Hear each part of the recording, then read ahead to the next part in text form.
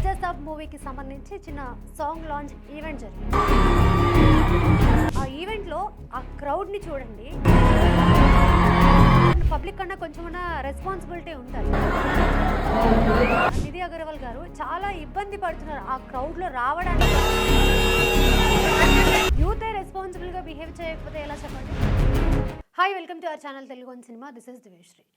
మీరు చూసే ఉంటారు, నిన్న హైదరాబాద్లో లూలు మాల్లో రాజాసాబ్ మూవీకి సంబంధించి చిన్న సాంగ్ లాంచ్ ఈవెంట్ జరిగింది.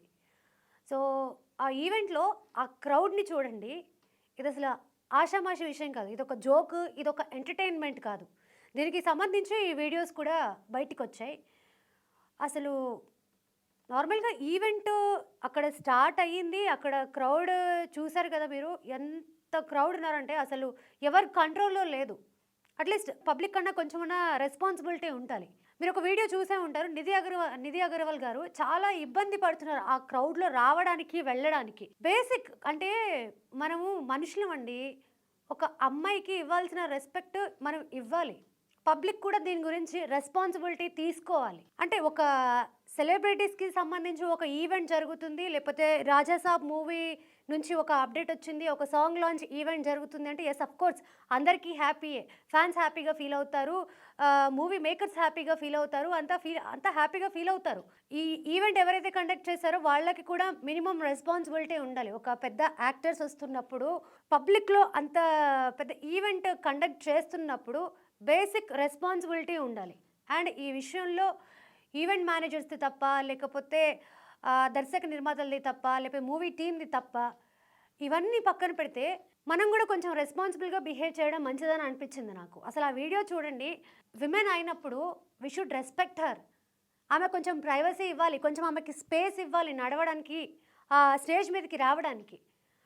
నేను ఆ వీడియో చూసాక హోస్ట్ బతింలాడుకుంటున్నారు, కొంచెం స్పేస్ ఇవ్వండి, కొంచెం స్పేస్ ఇవ్వండి అని చెప్పి. ఇప్పుడు అక్కడ చాలామంది ఫ్యాన్స్ వచ్చి ఉంటారు. ప్రభాస్ ఫ్యాన్స్ ఉండొచ్చు, నార్మల్ కామన్ ఆడియన్స్ ఉండొచ్చు. కానీ ఇది బయటికి ఎలా పోర్ట్రే అవుతుంది అని అంటే, ప్రభాస్ అభిమానులు చూడండి ఎలా బిహేవ్ చేస్తున్నారో అన్న పేరు వస్తుంది. ఇది ప్రభాస్ ఫ్యాన్స్ తీసుకోగలుగుతారా చెప్పండి?